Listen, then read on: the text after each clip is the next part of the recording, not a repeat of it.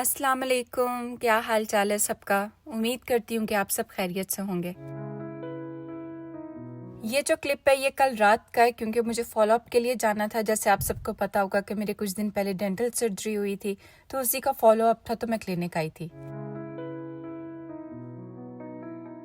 जब मैं क्लिनिक आई तो मुझे पता चला कि दोबारा से उनको ये सारी असेसमेंट करनी पड़ेगी और दोबारा से मेरे एक्सरेज होंगे ताकि उनको पता चल सके कि हीलिंग अच्छे तरीके से हो रही है कि नहीं हो रही। यहाँ पे मुझे एक हैवी सी जैकेट दे दी थी और मुझे उसी रूम में रखा है जहाँ पे असेसमेंट होगी। मेरे 2-3 तरह के एक्सरेज होने थे आज, तो जो 2 थे वो यहाँ पे हो गए थे, मगर जो फुल माउथ का था वो मुझे डिफरेंट मशीन में लेकर जा रहे थे।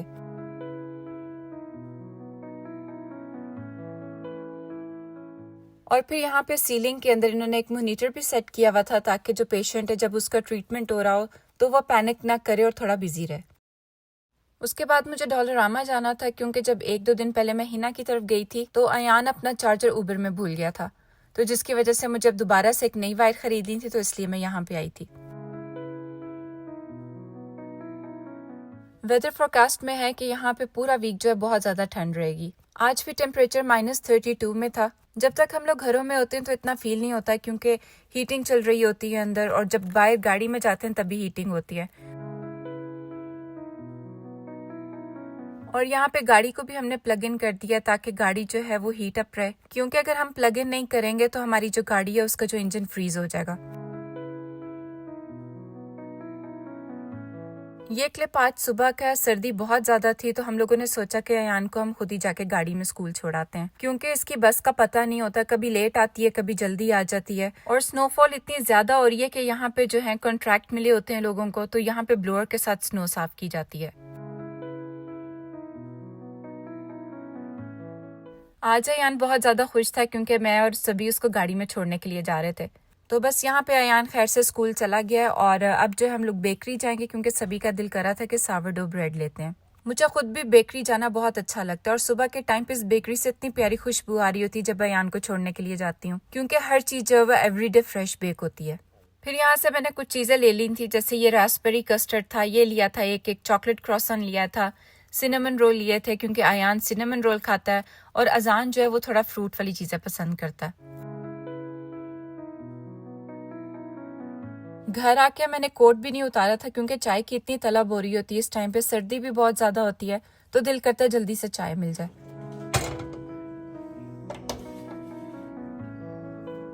आप लोग बताएं कि मुझे आप लोग किस कंट्री से देख रहे हैं। अपना नाम भी बताइएगा और कंट्री का नाम भी बताइएगा, और ये भी बताइएगा कि आप जहाँ पे रह रहे हैं वहाँ पे क्या टेम्परेचर चल रहा है। जो मेरे पहले से व्लॉग्स देखते हैं उनको पता होगा कि इलायची मैं जरूर डालती हूँ चाय में, और ये जो इलायची मैं डाल रही हूँ ये मेरी अम्मी ने कुवैत से भेजी हुई है। यहाँ पर भी अच्छी क्वालिटी की इलायची मिल जाती है, मगर जो कुवैत से आती है उसकी खुशबू बहुत प्यारी होती है।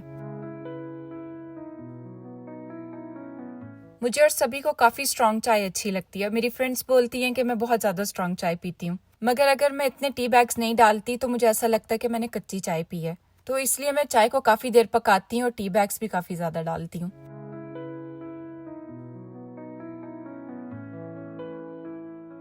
कॉफी भी मुझे अच्छी लगती है, मगर मुझे ज्यादा चाय पसंद है, और मैंने काफी अरसा पहले अपनी अम्मी के साथ चाय में चीनी लेनी छोड़ी थी और अभी तक मैं चीनी नहीं लेती, मगर मेरे हस्बैंड जो है वो चीनी की जगह हनी ऐड करते हैं चाय में। आज मैंने दिन में काफी छोटे छोटे से काम सोचे हुए थे जो मुझे करने थे, मगर आज मुझे 5 बजे जाना था जॉब पे और कॉल आ गई थी कि मुझे जल्दी ज्वाइन करना पड़ेगा। जब तक मेरे फादर इन लॉ और मदर इन लॉ यहाँ पे थे हमारे पास, तो मैं 5 दिन जॉब करती थी, मगर अब जो है वो मुझे बच्चों के साथ घर पे स्टे करना होता, तो इसलिए मेरे वीक में 2 दिन होते हैं।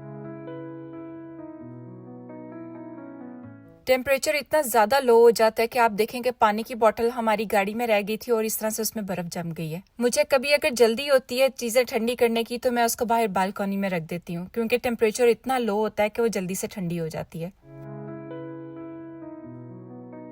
बस अब यहाँ पे अजान को छोड़ने के लिए स्कूल आई थी, बेल दी थी ताकि अंदर से वो लोग डोर ओपन कर दें, और मुझे टीचर से भी कुछ बात करनी थी क्योंकि यहाँ पे सोर्स ऑफ कम्युनिकेशन आपका जो होता है वो ऑनलाइन होता है या ईमेल के थ्रू होता है, तो मैं उनको ईमेल नहीं कर पा रही थी, क्योंकि अगर आपने अपने बच्चों को ऑफ करवानी है नेक्स्ट डे पे तो आपको आपकी टीचर को जो है वो ईमेल करनी पड़ती है, वरना जो आपकी अटेंडेंस होती है उस पर अनएक्सक्यूज्ड आ जाता है।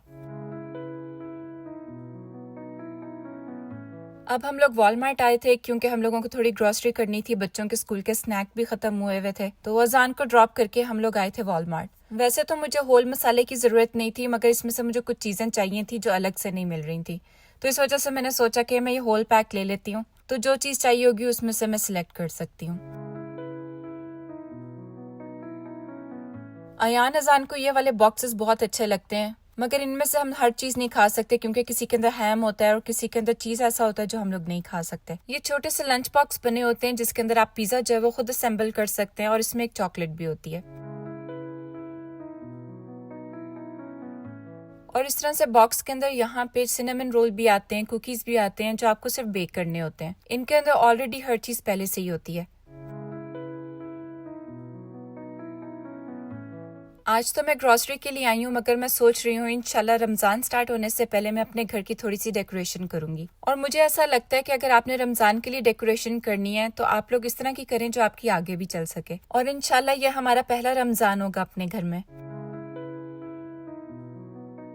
आप में से किस किस ने रमज़ानुल मुबारक की तैयारी शुरू कर दी है, और क्या क्या तैयारी करें मुझे भी शेयर कीजिएगा, ताकि अगर मेरे दिमाग में कोई चीज़ नहीं है तो मैं भी कर सकूं।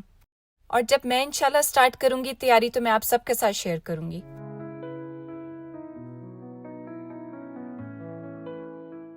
आयरा जब वो एज यूजुअल जहाँ पे टॉयज देखती है, प्लशीज देखती है, उसको लेने ही होते हैं। और बेटियां वैसे ही अपने बाबा की लाडली होती हैं, तो वो जिस चीज पे हाथ रखती है उसके बाबा बोलते हैं कि वो जो कह रही है उसको ले दो।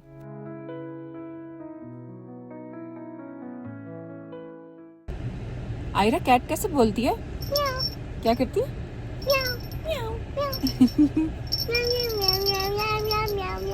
अब मुझे घर जाकर जो ग्रॉसरी कर कर लाए हैं वो सब चीजें अपनी जगह पे रखनी है, और आज सभी का दिल करे कि मैंने चिकन कॉर्न सूप बना कर दूं। हमारे घर सर्दियों में सूप बहुत ज्यादा बनता है।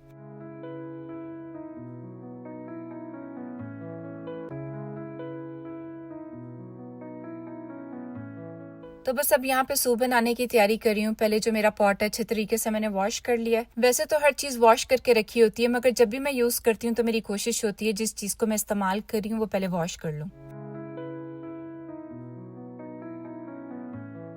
तो यहाँ पे मैंने गर्म पानी ले लिया, और चिकन जो है मैंने चिकन ब्रेस्ट के पीस लिए हैं। आप चाहें तो यहाँ पे बोन वाला चिकन भी ले सकते हैं, मगर जो बोनलेस है उसको श्रेड करना जरा इजी होता है।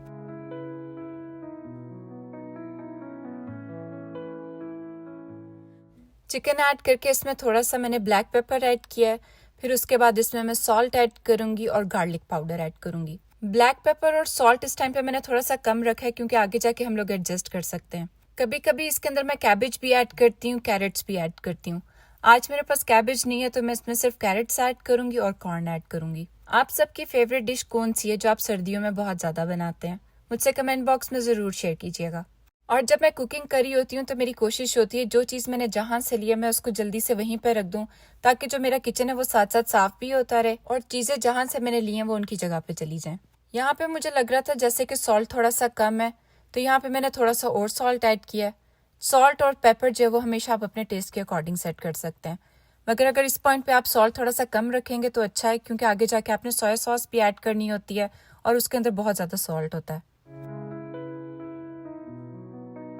इस सूप के अंदर कैबेज, कैरेट, कॉर्न के साथ आप इसमें अगर सैलरी भी ऐड करें तो बहुत अच्छी लगती है। चिकन जो है वो यहाँ पे अच्छे तरीके से बॉईल हो गया था, और मैंने थोड़ी सी ब्लैक पेपर जो है यहाँ पे ग्राइंड की थी और फ्रेश ग्राइंड करके डाली थी। तो इस वजह से जो मेरा मिक्सी का जार है उसके अंदर आप देख रहे होंगे कि ब्लैक कलर है, वो इसी वजह से क्योंकि उसमें मैंने ग्राइंड की थी। मैं जब भी चिकन कॉर्न सूप बनाती हूँ तो जो चिकन है उसको मैं इस तरह से ग्राइंड कर लेती हूँ, क्योंकि मुझे चिकन के जो पीसेस होते हैं मुंह में आते हुए अच्छे नहीं लगते। मगर अगर आप चाहें तो इसको हाथ से भी श्रेड कर सकते हैं, मगर अगर आप इस तरह से करेंगे तो बहुत स्मूथ सूप बनता है।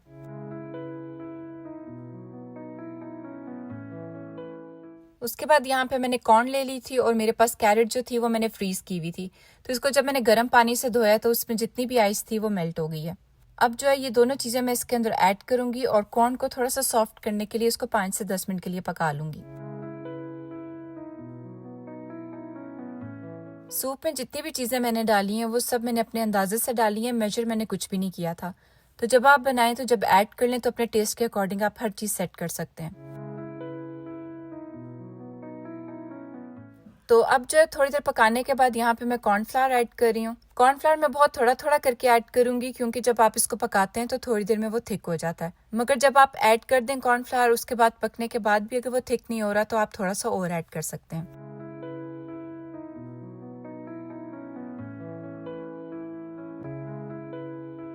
सूप मैंने इसलिए ज़्यादा बनाया है क्योंकि मुझे पता है कि हम लोग डिनर में भी यही लेंगे और लंच में भी यही लेंगे। और यहाँ पे जो सूप हमारा रेडी हो गया, उसके ऊपर थोड़ी सी मैंने हॉट सॉस ऐड किया है।